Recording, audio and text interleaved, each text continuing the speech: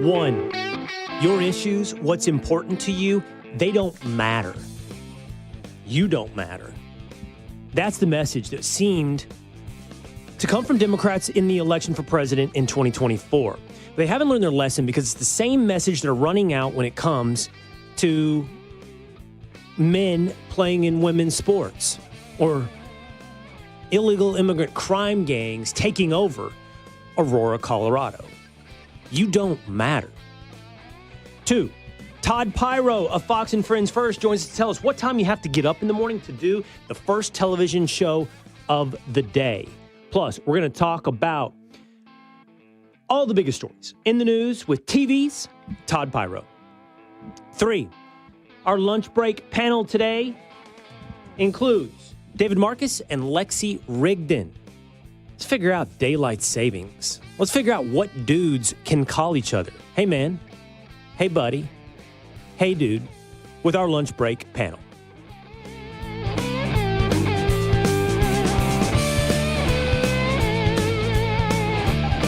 It is the Will Cain Show, streaming live at foxnews.com, on the Fox News YouTube channel and the Fox News Facebook page. Terrestrial radio, market to market, coast to coast, always on demand by subscribing on Apple or Spotify. Every Monday through Thursday, we're live right here at Fox News YouTube at 12 o'clock Eastern Time. And if you go over to YouTube and you hit subscribe, you can set a reminder. Then you can jump into the comments section and you're a member of the Willisha. I came flying into the show a little bit late today, guys. But I made it. I've never been late. Have I been late yet? Never late to the Will Cain Show. No. Never missed it. Outside of a technical difficulty. Very close. Fair? That's fair. Today was the closest. What were you doing? Today was the closest. The trouble with the commute? I don't have a good answer. It's a good one. I was on the phone. I said, I'm going to make a quick call. I was on the phone, and then I said, I looked at my phone, and it said, 58, 2 minutes to launch a show, and I saw my text, and there you were, 1 minute to go. So that's what we said. We said that's why in our tease, in my 1, 2, 3, did you notice? I mean, today my tease was Todd Piro on the biggest stories of the day. I was like, he forgot. He forgot. I can't remember what we're doing today here on the Will Cain Show. Dan and I said you're I need probably a little more with one of the power brokers of the world. I was. Not the power brokers of the world, but the power brokers of our little universe. You've noticed some deep teases. If you've learned to listen to what I have to say, I've hinted at various times of things that I've known that you three don't know about and everybody listening doesn't know about. Have you guys noticed any deep teases in the last week? Yeah. Have you guys noticed? It gives me severe anxiety, so thank you for that. We've asked some pointed questions to just judge tonal reaction. Yeah. That we try to read your face and your reaction and those type of things. When we were talking about the aliens yesterday, and then I said something about, the aliens are a big topic. Well, you don't know now. You don't know what I could be deep teasing, right? Exactly. With friends of the power brokers in the world, I could be deep teasing World War III, or I could be deep teasing the future of the Will Cain Show. So you don't know. But I thought you're bringing your beard back. I'm not bringing my beard back. The boys here on the Will Cain Show have had a lot of fun lately playing with Grok and images of me. And it's really creepy. I haven't really got into AI, but they can churn out images of me holding a fantasy football trophy or playing water polo in a matter of minutes. They can just do it. And now I got to get in on this AI deal. So good. But then when I put it to you three, I'm like, hey, how can we harness this power of AI to actually help the Will Cain Show? I got nothing. I got crickets. You guys are nothing. You're worthless. All you're there for is making funny images of me while we're supposed to be having a call, planning the show. But all the images did have me with a beard. It's ESPN Will, not Will on Fox. But we do promise that we are going to touch all the biggest stories in news today, all the biggest stories in the world. And we're going to do it with the perfect guy. How about TV's Todd Piro plus our lunch break panel, all coming up today here on the Will Cain Show. But let us get started with story number 1. Yesterday, news broke that some 14-odd Tren de Aragua criminals were arrested after taking over an apartment block in Aurora, Colorado. You've heard this story. about Transgender taking over an apartment block in Colorado. It was a story that was almost immediately diminished, if not dismissed. For example, on ABC, Vice President nominee at the time, now Vice President-elect, J.D. Vance was appearing with Martha Raddatz. And this is the salient journalistic point she thought should be made when it comes to this illustration, this wart on American society of Venezuelan criminal gangs taking over apartment complexes in Aurora, Colorado. The incidents were limited to a handful of apartment complexes, and the mayor said our dedicated police officers have acted on those concerns. A handful of problems. Only, Martha, do you hear yourself? Only a handful of apartment complexes in America were taken over by Venezuelan gangs, and Donald Trump is the problem and not Kamala Harris's open border? Americans are so fed up with what's going on, and they have every right to be. So the news today, the follow-up to that moment of Pulitzer Prize-winning cross-examination from Martha Raddatz at ABC, is that they have arrested over a dozen of these criminal gang members in Aurora, Colorado, that took over, yes, apartment complexes. I think it's so fascinating and revealing how she's dismissive of only a handful. Like, that's really the salient point she thought was that needed to be made. And you know what's being implied here? What's being implied is you, Republican, are taking non-illustrative outlier events and painting them as big problems in America. And maybe for Martha Raddatz, living on probably the Upper East Side or perhaps the Upper West Side of Manhattan, that's not something she encounters on a daily basis. But because she does not, and you may in Aurora, Colorado, it's not a problem. It's like an aberration that's being blown out into a story. But again, it doesn't affect her. So therefore, it's not important, even if it affects you. This is the same thing you heard yesterday on Capitol Hill, where the president of the NCAA appeared to talk about sports betting. But much, I'm sure, to his disappointment, Republican senators started bringing up another issue when it comes to the NCAA. They started asking him about trans athletes. Let me first give you Senator Josh Hawley of Missouri grilling the president of the NCAA. Correct. It's right here. You just reaffirmed him in May of this year. I've got him. I'm reading him. I've got him off your website. I believe our guidelines give people optionality with respect to how they choose to use their facilities. And many, what does that even mean? Optionality. What it says is transgender student athletes will be able to use the locker room, shower, and toilet in accordance with their gender identity. That means men will be able to use the women's locker rooms. And as Riley Gaines and others have testified before this committee, that means if a man, a biological man, wants to use their locker room, they just have to accept it. Or else the women have to go somewhere else. They've got to go find an alternative. Why is that fair? Josh Hawley is good at this. He is smart. He's a smart dude, and that's a great cross-examination. And what he highlights is the president of NCAA is playing word games. He's playing semantics. We have told our local partners that they must provide optionality.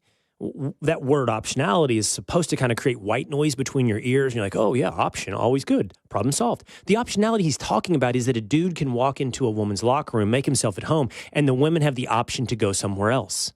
So that's his solution. Women must bend to the action of men. Women must react to the action of men. And in this case, it's men pretending to be women. You have the option to go somewhere else, says the NCAA. And here's the response to all of that now from Louisiana Senator, Republican John Kennedy. Why don't you just say, look, in America you can be whomever you want to be. But in terms of fair competition and a collegiate sport, transgender women who are biological males are not going to be allowed to compete against non-transgender women who are biological female. Boom, done. Why don't you go to Amazon and buy a spine online and take a stand? So that's a response to his answer cut there in the middle, which was, hey, we're following you guys. What we're trying to do is we're waiting on federal guidance. We're waiting on the court system. Let's take a moment on that. By the way, there are several courtrooms, judges, federal court judges across the country who have actually sided with the man making his way into women's locker room, the man making his way into women's sports. These are Obama-appointed judges at lower levels. There are suits coming forward that can make their way through the federal judiciary. Riley Gaines has one, I believe, in Georgia, and there's one as well with the Mountain West Conference and what we just saw with San Jose State volleyball. It's going to have to, at some point, make its way to the Supreme Court, and the Supreme Court's going to have to make a decision on whether or not men are men or women are women. But the NCAA, on its part, has decided to be a eunuch. They've decided to have no spine, no manhood, no leadership. They've had no ability to make a decision. But to the defense of the NCAA comes now Democrats. Here is Senator Dick Durbin. How many athletes are there in the United States in NCAA schools? 510,000. How many transgender athletes are you aware of? Less than 10. Less than 10 Yep. out of 510,000? Yep. Okay, this is a big moment, says Democrats. Less than 10, he's appalled and shocked. Out of 500,000, the message being, this is not a problem.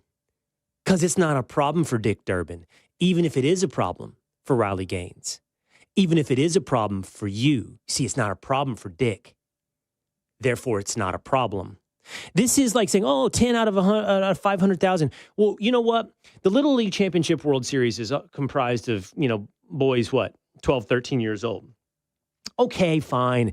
There's only 10 or so 25-year-old Dominicans playing with the rest of the little boys, like Jack and Homer's over that short fence in left field, just bombing those little pitches coming off their arms over the plate. There's only about 10 of these dudes. Yeah, they're on steroids and they're 27, but come on. It's just about 10 of them out of the whole, you're talking about out of the whole universe of Little League, just 10 Jose Cansecos. I mean, obviously that wouldn't make sense. And it's only slight exaggeration, slight hyperbole to compare it to men, dudes, testosterone advantage, biological, genetic, every advantage in sports stepping into the world of women. There's less than 10 dudes spiking the ball into a girl's face in volleyball. There's less than 10. That's 10.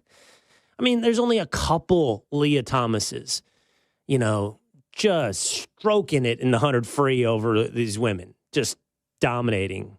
Eat my wake, ladies. It's just not that many, says Dick. So it's not an issue. And in that vein, it's just like Trendare Agua and Martha Raddatz. There's only a couple of apartment blocks taken over by a Venezuelan crime gang. It's just a couple, JD. You're taking non-issues and turning them into issues because they're not issues to Martha Raddatz, because they're not issues to Dick Durbin. You who think it's important, hey, listen, have you not learned your lesson?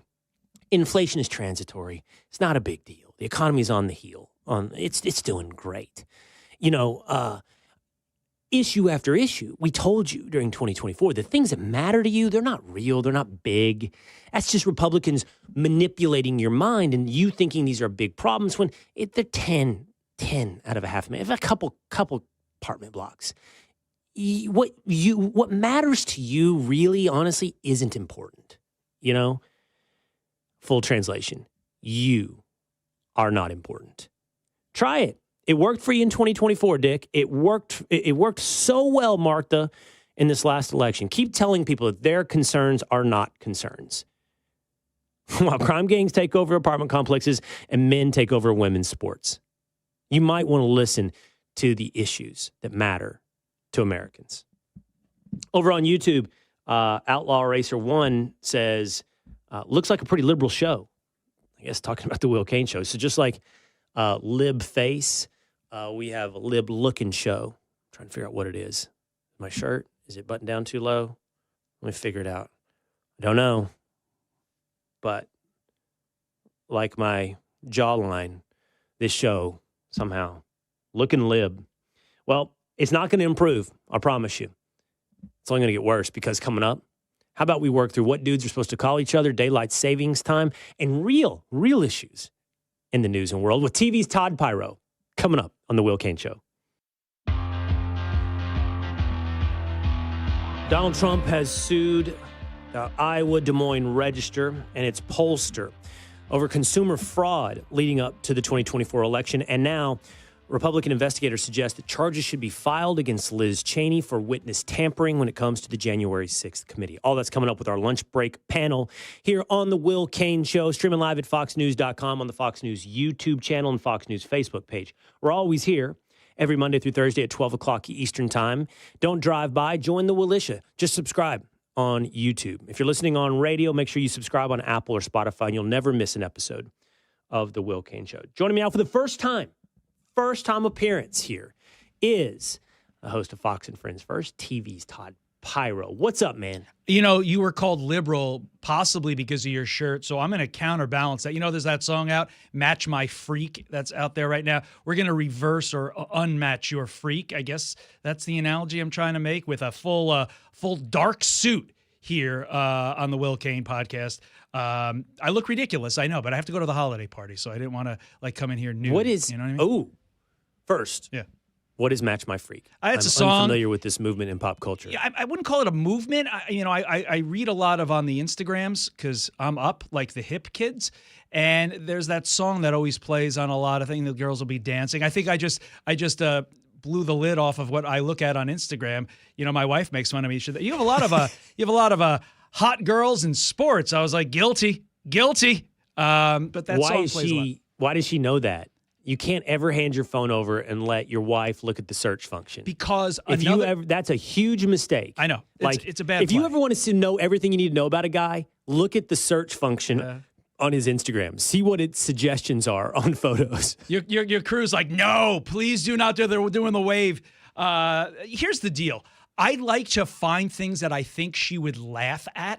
And oftentimes those are like marital things, parenting things. And so I'll show it to her and then she'll like click out of it. And, you know, you see a lot of women in the next click. A lot of women. Don't hand her your phone, Pyro. I know. No, I gotta learn. You got to direct message her. So you get a funny reel. Yeah. You know, my wife and I send each other like Doberman videos or whatever it may be.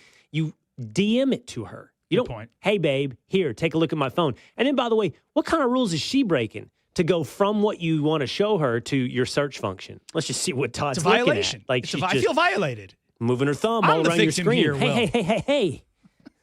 I'm the victim. But yeah, I'm doing okay. I'm excited to be here. I've been waiting to do this for a while. Yeah. Sure show. I'm glad to have you. But second follow-up. Today, I've forgotten this, it's true, is the Fox and Friends holiday party, Christmas party. I don't think I've ever been. Yeah, I don't think I've ever been because there's a part of me that feels like I've been, but I don't think I've ever been because I'm based out of Texas. And I'm not there during the week when it normally happens. But why would you wear a suit to the Fox and Friends party? Like, you don't have to keep your suit on, man. Let your hair down. You want to know the real reason? I was supposed to attend a lunch before this that got canceled last minute. So my day, because I know the listeners to the Will Cain podcast are so curious about my day, was lunch with people, the Will Cain podcast, and then party. And I tried to combine all these things into a time frame when I probably shouldn't. So I said, I'm going to pick one outfit and I'm going to go with it. Now, you could make the argument when I made the suit selection this morning, pick a more festive suit, pick a more festive tie. Don't look like you're going to a funeral. But this is the choice I made. All right, I do want to know actually more about your schedule. Sure. That's something I want to get into here in just a moment. But first, let's bounce around some topic of substance as well. Stephanie Rule from MSNBC did a podcast. I don't know the name of this podcast, but she did a podcast. She talked a lot about her process through the election. Yesterday, we played this clip where she talked about her ability to reach out directly to President Trump versus the 50 different people, Pony Express and Pigeon Carrier she would need to get to a mailbox somewhere within 50 yards of Joe Biden.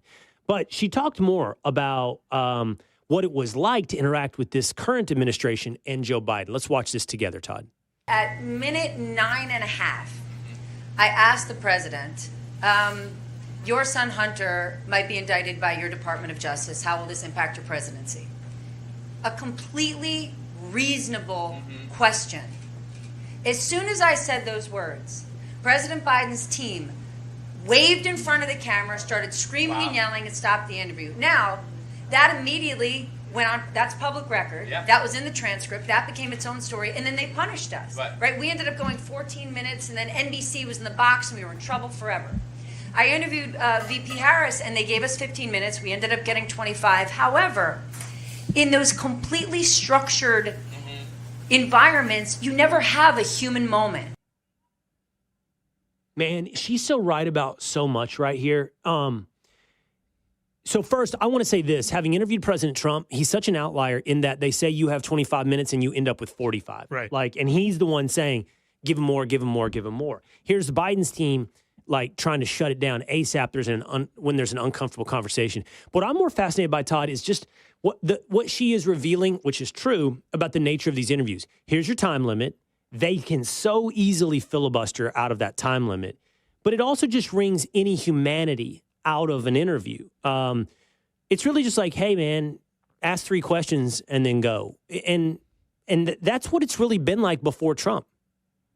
Because these politicians, by and large, and look, it's on both sides of the aisle, pre-Trump, I'd say. They're not comfortable. They do not have the mastery of the material that Donald Trump has. And that needs to be reflected. But it's also a bigger issue. And it's the reason, I'm going to do this in a positive light, it's the reason Fox has been so successful. They're not comfortable. They are robotic, politicians in general. And then you get somebody like Trump coming in there that reflects how the Fox talent is with its audience. I mean, look, we're doing this podcast right now. Look at what we talked about in the first segment. Have you ever heard a politician talk about the attractive girls on their Instagram? No, because it's too much of a window into the soul. Well, what other politician gives that window into his soul? Donald J. Trump. And I think it has raised the bar on politicians needing to do that so that when they don't, so that when they're so managed, like a Joe Biden, like a Kamala, it comes off as fake and inauthentic. And look, there are a plethora of reasons why Trump won, but that's a big one. That is a huge one. And let's face it. Yes, sorry. I was going to say, it comes off as fake and inauthentic, Todd, because it is fake and inauthentic by design. I disagree with one little thing you said. Sure. I don't think that Donald Trump necessarily has some mastery of the material that far surpasses, for example, like you said, we could stick on the right side of the aisle, than, say, Mitt Romney. I think Mitt Romney's a really smart guy who probably really understands the material. The difference, there's 2 differences. One, it's just natural comfort in your own skin. Okay, Donald Trump is just comfortable with who he is, where every other politician isn't comfortable. They're not comfortable. And there's a reason they're not comfortable. And that gets me to number 2. They kind of live in a world of defense. And I get it to some extent. I had breakfast yesterday, Todd, with a buddy of mine who is a trial lawyer. And I remember the first time I met Joe Tessitore on ESPN. And I'd been doing First Take, and I've been debating Stephen A. Smith. And Tessitore comes up to me and he goes, Cain, you are a counterpuncher. Tessitore does boxing. So he's saying, you bob, you weave, you slip, you jab. Stephen A. throws a haymaker, and then you slip out of it, and you hook him. And it's true. There's a little bit of me that likes to listen to someone's argument and then deconstruct it and show how illogical what they had to say is, right? But that is inherently defensive. What I mean by that is so Mitt Romney sits down in an interview and he's attacked by Stephanie Ruhle over something. He is convinced his mastery of the material not just allows, but requires him to deconstruct her lack of reason. Donald Trump doesn't do that. He plays offense, always offense. So my friend, who's this trial lawyer, was telling me yesterday, you don't, when you're trying to win over a jury, and Todd, you're a lawyer, the mistake that too many lawyers make is accepting the framework of opposing counsel and then trying to destroy the framework. I mean, sideswipe it, jab at it, acknowledge the framework, but reestablish your own story, an alternate story, and play offense. You see what I'm saying? You reframe the entire argument, and that's what Donald Trump constantly does. And so he can find himself, and it confounds them. It confounds Stephanie Ruhle. It confounds 60 Minutes. It confounds them all because they are trying to present a certain framework. Here's what we're talking about. They're expecting a Mitt Romney type to go, no, that's wrong, this. And then Trump just goes, reject, new framework. And now they live in his world. The entire interview, they're in his world. So everywhere he goes, he's comfortable because he's dictating the terms of the world. He is painting the frame of the picture, and they have to exist inside his framework. I think that really allows him to be comfortable in any environment where every other politician cannot, because they don't know how to play offense. They don't know how to create their own framework. Ready for my counterpunch? You just made my argument, and let me explain how. It's Bane versus Queens, okay? Mitt Romney is Bane, Donald Trump is Queens. And when I say he has a mastery of the material, you're right to a certain extent. He's not going into the Bane level analysis, but what kind of a mastery does he have? He has a mastery for that jury that you just mentioned. It's a mastery that allows a counterpunch and allows an overall takeaway from the idea to be whatever Donald Trump said is probably the right way to view something. And so, yes, if there are 100 points to an issue, yes, he's not going to get all 100. To your point, maybe Mitt Romney does. But it's the first and the second that people remember because we're all busy. We're all distracted. Same thing with a jury. If you're sitting in a jury for 6 weeks, you can't remember everything. You're going to remember a few things. And Donald Trump has an instinctive ability to drive those points home. Yes, he's an amazing marketer. And yes, he comes up with phrases that stick. But he's able to do it so consistently in a way that's like, hey, that's a real guy. That's what makes him so unique. And you're right to a point. Like these politicians, they read their briefing books, they memorize it, they become robots.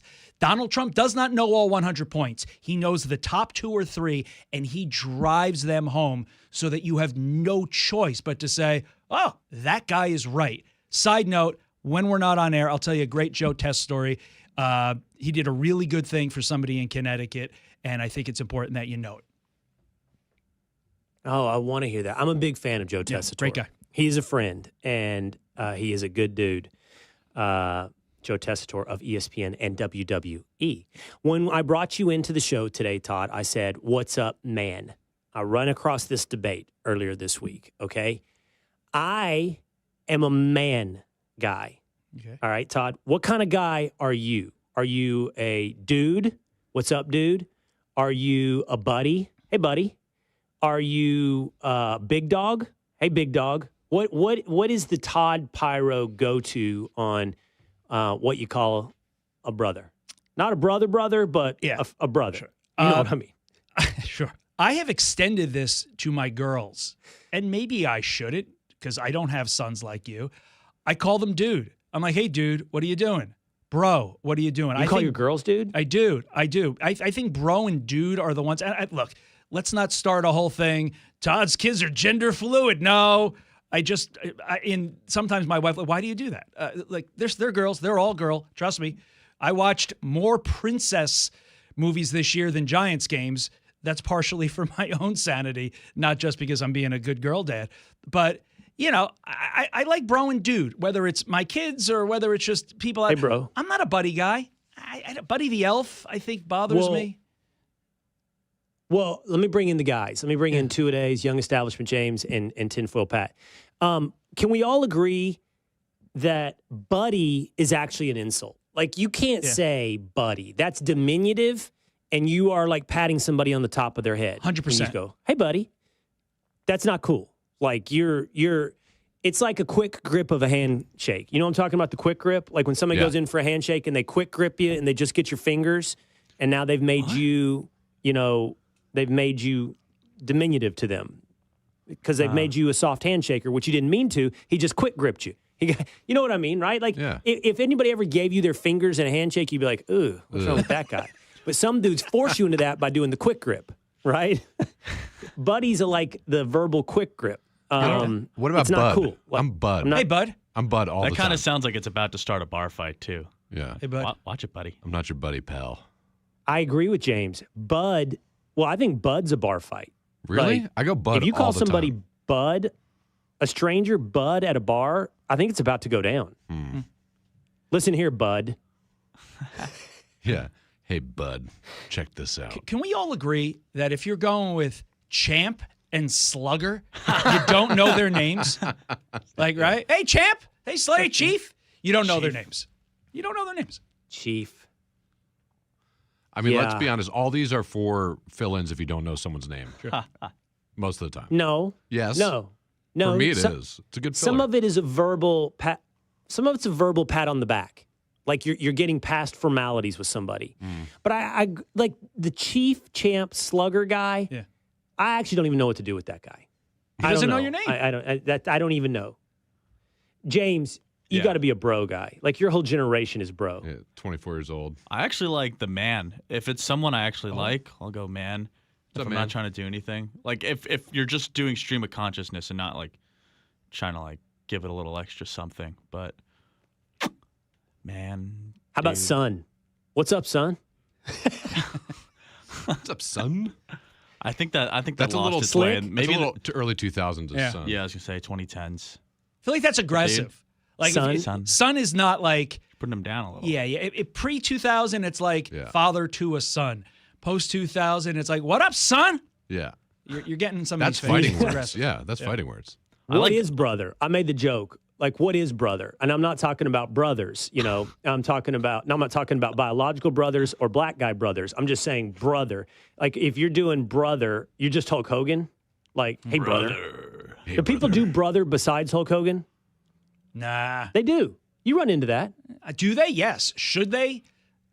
I don't think, how can I put this again delicately, not to get into a race discussion. I don't know if anybody in the frame right now should be saying brother to too many people. Like Lawrence Jones. I think he came up to me, Carly and Gavin, Gavin, of course. They were having a conversation. He does brother. I think he said brother. Like, that's cool. Like, he called us brother. Fine. I'm not going to go brother.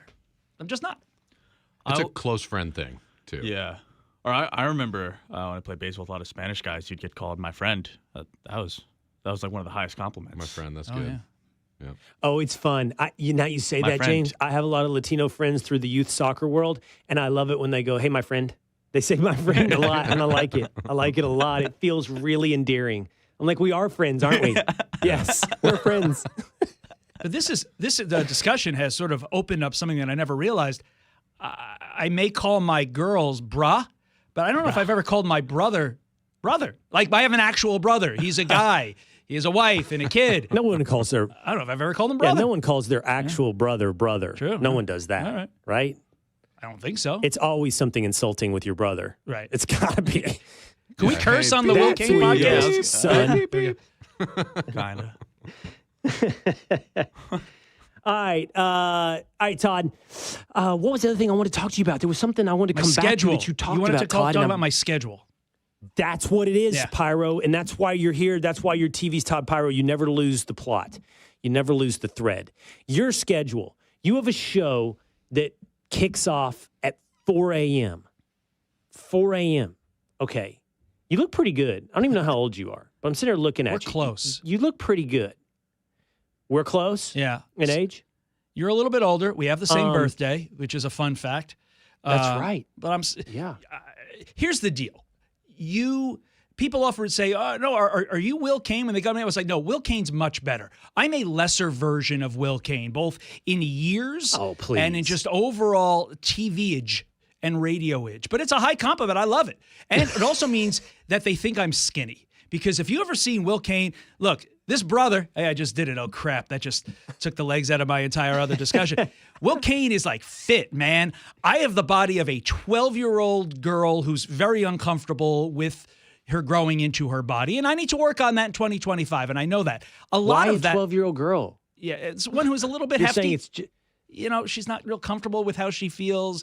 She's got like some fat in some spaces. That's me right now. And the reason because of that, there's a reason, because I've been getting up in the middle of the night for basically the last 7 years here. But you have to realize, when I first started in local news, I was a lawyer first. I left that at 30. When I first started in local, I was doing morning. So I've been on this morning shift for the better part of 16 years. And it wreaks havoc on your body. You're not doing it every day. I'm not saying the 2 days that you're doing and when you do other things for Fox and Friends, you're not working hard. I'm doing it 5 days a week, going to bed at 8:15 and waking up in the middle of the night because, I need to be there to help my wife with bath time. And then on top of that, what time do you get up? I don't like to say it for security reasons, but let's say it is a low single digit. Okay? Very low single digit. And you know Connecticut. I live far away. We're not city people. My wife's not a city gal. She grew up in Connecticut, so we're in Connecticut. I live in the country. I always joke with people like, "What's it like?" People from Alabama are like, "What's it like living in the city?" I'm like, "Dude, I guarantee I drive by more cows on my way to work than you do. I have a lot of cows in my neighborhood." Anyway, point being, I got a hell of a commute. I use that commute to prep for the show. But the fact of the matter is, I can't then go to sleep now at 4 o'clock and say, "Wife, here are the kids," for two reasons: divorce, and two, I love kids. I love my kids. I want to hang out with them. I want to see them at the end of the day. So, but you're trying to target 8:15. I heard you say that. Yeah, that's Is the that goal. kind of your goal? It's every night the goal. Do you strike that? Do you hit that goal? Up until about a month ago, no. But my wife laid down the hammer. Talk about my wife a lot on this. She basically said, "You need to start going to bed. We all need to start going to bed earlier," because the girls like to delay it. Be like, "Tell me one more story. I need one more hug." And by the time that happens, it's 8:30. She put in a rigorous, like Mussolini-esque system where you can't ask questions. You need to go to bed. You get out of bed, the gate goes up, and you don't get a sticker because your stickers mean you get toys. If there's no sticker, there's no toy. So they've been abiding by like these 7:15, 7:30. I then go in, refresh some emails, check some scores, get disappointed usually with the scores because none of my teams are good, and then I go to sleep. Yeah, I've found that, and you're totally right, by the way, that I only have to do that 2 times a week, that I can tell myself I'm going to bed early, but I rarely do.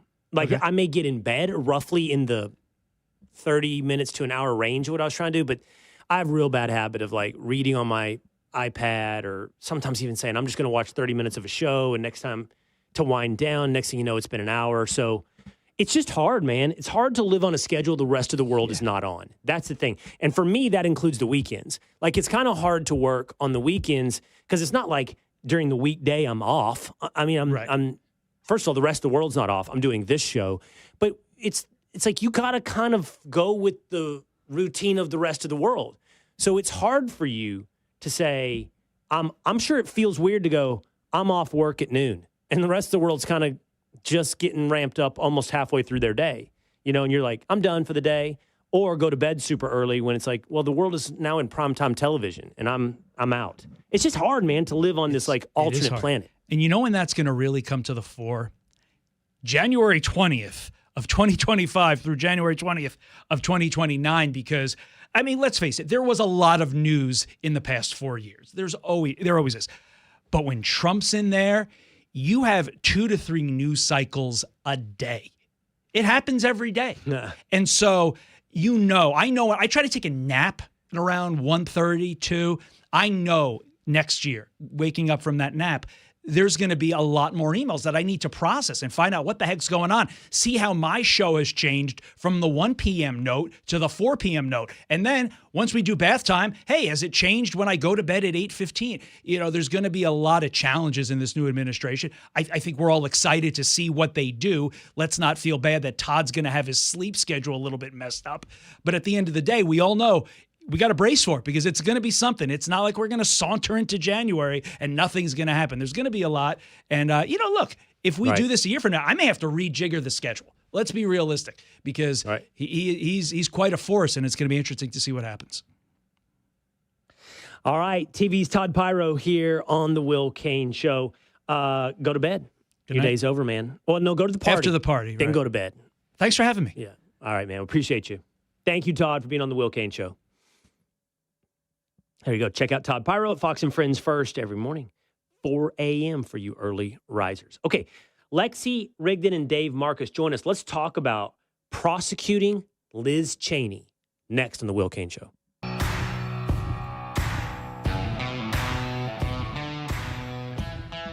Did Liz Cheney tamper with witnesses? Will she now be prosecuted? Is that Donald Trump going against his enemies, prosecuting his critics, or is it justice? It's the Will Cain Show, streaming live at foxnews.com, on the Fox News YouTube channel and the Fox News Facebook page.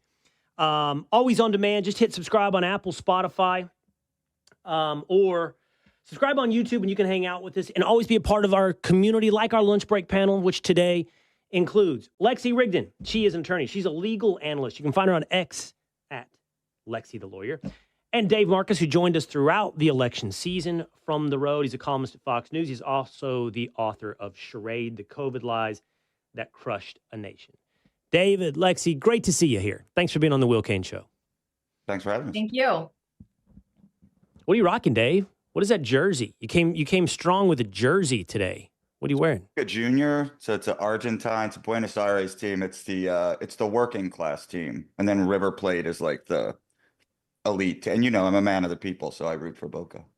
That's why you showed up to the Will Cain Show in an Argentinian soccer jersey. I already got one comment today, Dave. Here it is. I got a comment here on YouTube. Where is it? I'm going to flash this up for the audience. It's from Outlaw Racer 1. Looks like a pretty liberal show. I don't know how I'm supposed to be rebutting that observation when you're showing up in a Boca Juniors jersey, even though you're here to tell us it's the working class team of Argentina. Yeah, well, they voted for Miliel, right? I mean, they're moving in the right direction too. One more for Dave, Lexie. Then I actually want to get you on this, Lexie. Hey, Dave, what do you call your friends? Are you a bro guy, chief, son, slick, big dog, brother, bro, man? So I have a bit of a rotation that I go through that include I will sometimes go through a chief phase. I use boss a lot. I heard you guys talking. I do use brother. Sort of depends on the context. Buddy, I like buddy. Buddy's if I'm bad. feeling Dave. whimsical, maybe pal. Buddy is for children. That's for kids. No, you can get. Yeah, see, exactly, I lived in Lexie. Brooklyn, and in Brooklyn, I spent so long in Brooklyn, and there's like 8 million of these. Like, people call you Cheech. Like, it doesn't matter. So And I chief have a lot sounds of. very condescending. Don't you think calling someone chief sounds like you're basically calling them the opposite? No, it depends. What how you is say that, it, by the way? How you doing, Chief? Hey, there's a guy I'm a big fan of. It's Danny Boy Hustlehard on Instagram. He is a valet, a driver for Odell Beckham Jr. He's connected to Jersey Jerry over at Barstool, and I really like him. He confronted Joe Scarborough outside of the airport. It's really hilarious. He goes after Joe Scarborough and says Donald Trump's going to win. But one thing I've known about Danny Boy is he calls everybody Cheech, and I don't even know what that is. What does that mean, Cheech? Cheech. It's like Italian. It's just like, like if your last name was Ciccio, they might call you Cheech, right? But it just kind of means like you, guy, right? I mean, what does forget about it mean? What does not for nothing mean? It means whatever you want it to mean. Lexie, you That judge is a me good on point this. You about should. not for nothing. I will say that's a good point. I hope you judge us. I do. Oh, I do. You should. Good. Yes, What is I'm your judging you judgment? guys as you speak. Yes. What is your judgment? If I use one, which one you like?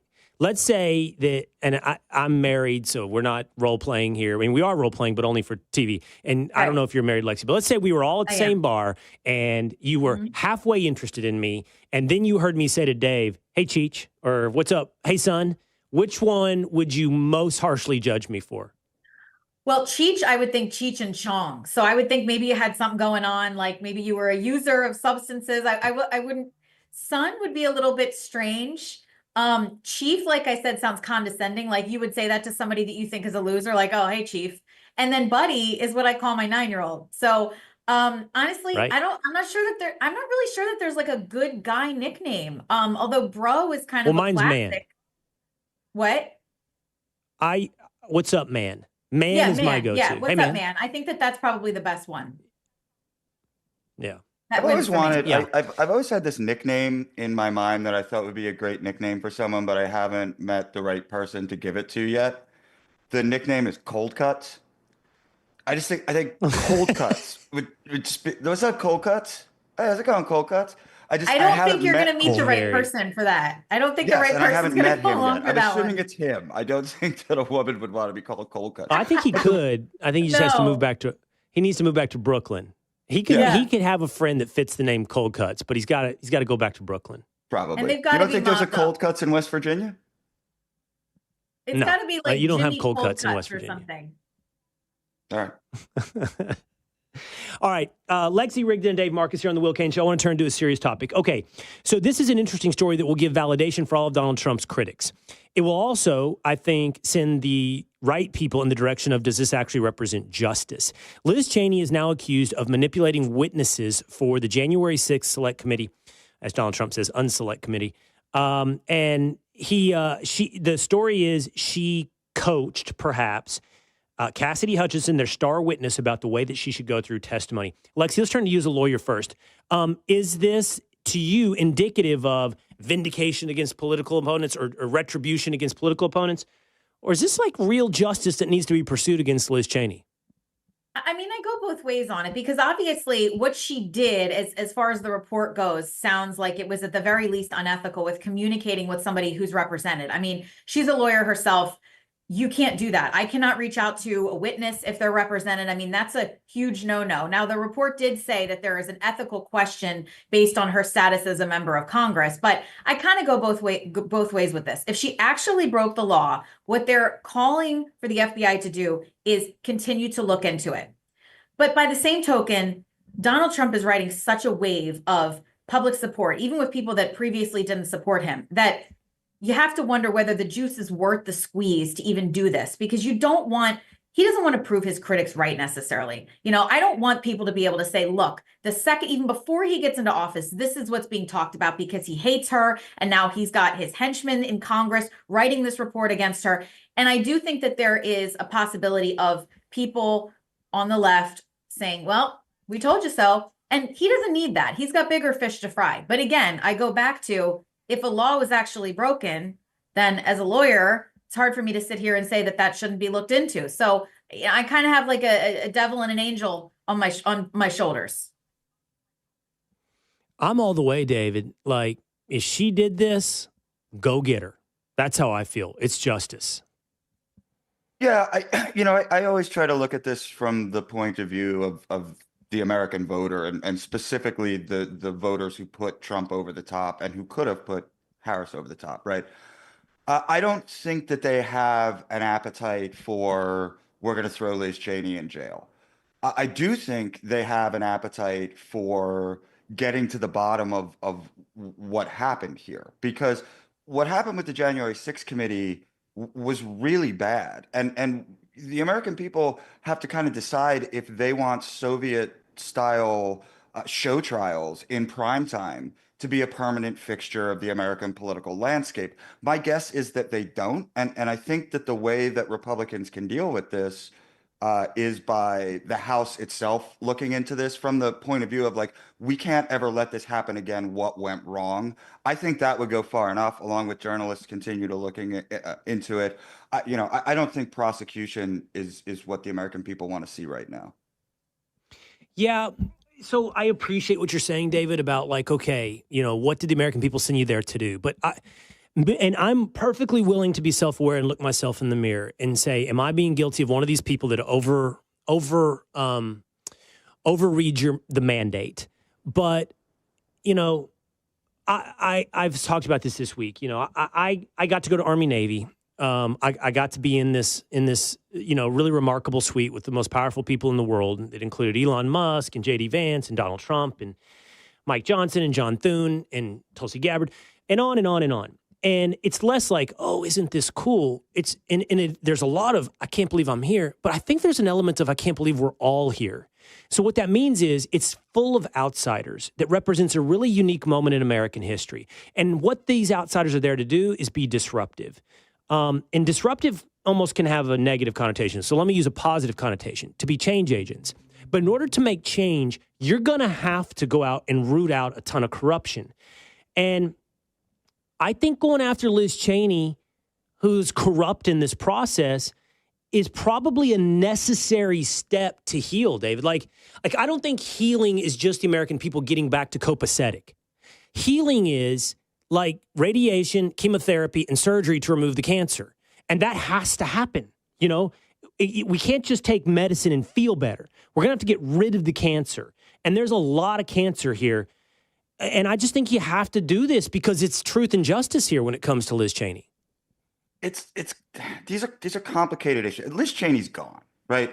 Liz Cheney's irrelevant. I mean, at this point, she has no constituency. There's nothing that Liz Cheney can do. She's been utterly and completely defeated. this question of consequences, and we haven't dealt with this with the COVID lockdowns yet, right? We haven't had a real accounting of what went wrong there. And part of the reason is that everybody's so locked into their own position that if you try to tell the people who supported the lockdowns, well, just look at the science, it gets too emotional. You know what I mean? And I think we have some of that. Well, you know what else, here. David? To your point earlier, you know what else, though? People are ready to move on. I mean, I might not be ready to move on. You might not be ready to move on. But to your previous analysis of but where are the American people? I think on COVID, American people are just done, move on. Yeah, but what happens the next time talking about if we haven't perhaps learned the some lessons, of you watching, Will? But your average American's I'm tired of even hearing the word COVID. Yep. Yeah, no, you might be right, but I still think we need it because we're going to have another pandemic, and we need to learn the lessons the things we got wrong. Right. So I think this is tied, Lexie. I think this is a similar subject, although it's a slight pivot. So Donald Trump has now sued the Iowa Des Moines Register. Is it Ann Seltzer? It's Ann Seltzer is her name, the pollster. Yeah. Definitely want to get David in on this. But so she puts out that poll. What was it? A week before the election? Less than a week. And showed she was 16 points off. She said that Kamala Harris was going to win by 4 to 6 points, and Donald Trump won it by double digits. Mm-hmm. And everyone's looking at this. And I think her history, and David, you probably know this more accurately, is she's actually been pretty good throughout history. She's been pretty accurate. So how all of a sudden is she so off? And one of the answers clearly is she wasn't. It was propaganda. It was fraud. She was trying to manipulate the election. So the Trump campaign is going election interference, consumer fraud, you putting that out, not because you were doing journalism, but because you were trying to manipulate people's minds. From a legal perspective, what do you think, Lexie? I think that might be a tough one. I mean, it's going to be a proofs issue. If he can prove that they actually violated a Consumer Fraud Act by defrauding the readers of that paper, I mean, that's obviously despicable conduct on any part, left or right. But I think he might have a hard time with that. I mean, as I saw it, I thought this seems like a political posturing move more than, even more than the Liz Cheney stuff, which raises legitimate questions. And I agree with Dave's point that we don't necessarily need to go, sorry to go back to that, but we don't need to go so far as to prosecution, but maybe we actually go into the process and how it was done to make sure that these congressional investigations don't have people on the subcommittees reaching out to witnesses. But in terms of the lawsuit, that seems like an uphill battle. I mean, he's gotten some wins recently, notably against ABC and George Stephanopoulos for calling him a rapist, which was completely inappropriate. But this, to me, I'm reserving judgment on because I see where he's going with it, but I don't necessarily think that it doesn't necessarily connect for me. I know what the allegation is essentially that if they put out a false poll saying that Democrats are that far up, they're going to be diverting resources to districts that are already up in the polls and they don't actually need them to be there, and then doing something with the voter turnout. But right now, as I see it, I don't know how far that's going to go. But I did also want to make a comment to what you were saying before. I'm one of the people that still has an appetite for exploring the COVID lockdown stuff. I have less of an appetite for anything having to do with J6. I'm sick of it. I think we all are on both sides. The COVID stuff was appalling. And the way that kids were treated and people and businesses being cooped up in the house, being given false information and being basically fear-mongered for 2 years, despicable. So if anyone's watching, I still have an appetite for it. I got to tell you, I have a huge appetite for both. COVID accountability and J6 truth. Obviously, COVID had a bigger impact on our daily lives and therefore requires some accountability. Mm-hmm. But J6, I might have had fatigue on that for a while, Lexie, but now I have reinvigorated passion for the truth because we're learning things which suggest we were never even close to getting the full truth on it. And we deserve that because it was a central talking point. It was the central talking point for 4 years. Donald Trump is a threat to democracy, Exhibit A, January 6th. And if, there's, what's the number? 26 FBI confidential human sources involved and so forth, and Liz Cheney manipulation, I think we have to get some truth. David, I want to get you on suing the Iowa Des Moines Register, though. Yeah, I'll tell you, 15 or 20 years ago, if a president or incoming president of the United States was doing this, I probably would have set my hair on fire and been very afraid of the implications for freedom of the press and the First Amendment. Less so today. And honestly, Will, it's because our industry is so utterly and completely broken. I mean, you look at the CNN reporting that was supposedly this prisoner in Syria, and now he turns out to be like an Assad agent. I mean, this is insane. The fact that everybody involved with that didn't get fired is nuts, right? When the New York Times reported that Israel had bombed the hospital and there were 500 dead, and it's like, oh, who's your source? Oh, our source is Hamas. Oh, the guys who just massacred a bunch of Jews. Oh, yeah, we just trusted them. Nobody got fired. These people are still doing their job. So I'm sorry, like I'm well past the point of getting incredibly upset that Donald Trump is going to go sue these people. I mean, we need to fix our industry. That's the only way this gets any better. Well, it's one of two ways. I'm with you, David. Like I would have 10 years ago, this would have bothered me. It'd have been like, does this dampen free speech? But the truth is that our industry is so corrupted, like you said, there's got to be some accountability mechanism. And there's only two. One, I think there is a reason we have defamation as a caveat to free speech. There's a reason that exists as a tort claim, a civil claim. And it's because you just can't blatantly lie about people, which they have been doing with impunity for a while now. Like, yeah, but there's also a reason that that's a lot harder to do in the United States than it is in England or in France or in any of these other countries. We've made a choice to err on the side of speech. Which is good. Especially for public figures, because you have to show basically actual malice. Yes. Yeah. And that's why, by the way, if you turn on MSNBC, which I did last night, they're beside themselves with this settlement by ABC. Mm-hmm. Now, Lexie, you're a lawyer. I went to law school. I'm licensed. I'm inactive. I don't think that was a bad case. Like, malice or reckless disregard for the truth is the standard for a public figure. And the way George Stephanopoulos behaved in that interview with Nancy Mace, to me, is pretty good evidence. And they have clips of him in the past, like with E. Jean Carroll, where he's being more careful with his words. So showing that he had chosen to be careful. And this time he was choosing to be reckless. I think it was a solid defamation case here against ABC. They probably didn't settle because of that. They probably settled because they were terrified of what could come out through discovery in terms of his texts and what else was going to come out. But everyone else sees this as like a big, big retreat in the media. And I'm with David. I'm like, good. Then you have to attack because they've got to have a course correction on their behavior.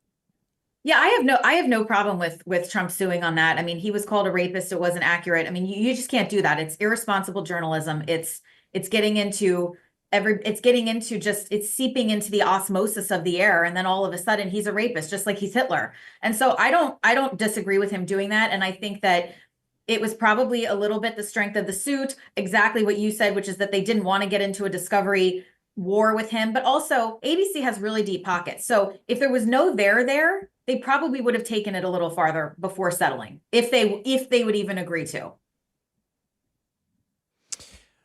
All right, last subject I want to hit here with David Marcus and Lexie Rigden here on our lunch break panel on the Will Cain Show. I want to talk about daylight savings. Daylight saving. I love this topic. And I want to be careful because it makes people mad. This whole topic makes people mad, by the way. Daylight saving time. So it starts with Trump roughly 1 week ago saying he wants to do away with daylight saving. So we're going to go to year-round standard time. Now, year-round standard time, and this is so confusing, I'm going to do my best for everybody, would mean basically earlier sunsets year-round, and then also earlier sunrises part of the year. If Marco Rubio and Katie Britt and some others got their way, we would have year-round daylight saving time. So that's longer days at the back end of the day. And now, by the way, guys, I've seen this chart, that chart, every chart on what maximizes sunlight, right? Like which formula maximizes sunlight. It makes my head swim. I just know I like late sunsets. That's all I know. And I like consistency. I don't like manipulating the day. Okay, Lexie, you're hot on this. What do you want? I'm hot on this. I've tweeted about this a lot because it makes me, I detest going home. The sun's already setting in New Jersey where I am. I mean, it's already, descending into twilight here. It's ridiculous. There's no reason to change it. I love daylight savings time. I want to keep daylight savings time. At least in December, children wouldn't be getting off the bus and it's dark, because if the sun sets here around, I think it's actually before 4:30, but if it sets around here about 4:08 at the very earliest, at least it would be past 5. People could go home and it's twilight. Fewer accidents, probably. I don't know if that's true or not, but I would assume it's true. The kids aren't getting off the bus in the dark. Now, I understand the flip side is that then they're getting on the bus in the dark. But I personally think that sunlight at the end of the day is more important than sunlight in the beginning of the day. I would rather have my sunlight at the end of the day. And I especially love daylight savings because because there's a time change now. Daylight savings is in March, and sometimes it falls on my birthday. So it's a wonderful present for me because I get 1 hour less of my birthday, but an extra hour of light. And it's just lovely. So when I saw that tweet, because I know Marco Rubio has been supporting keeping it permanent. When I saw Trump's tweet, I was crestfallen.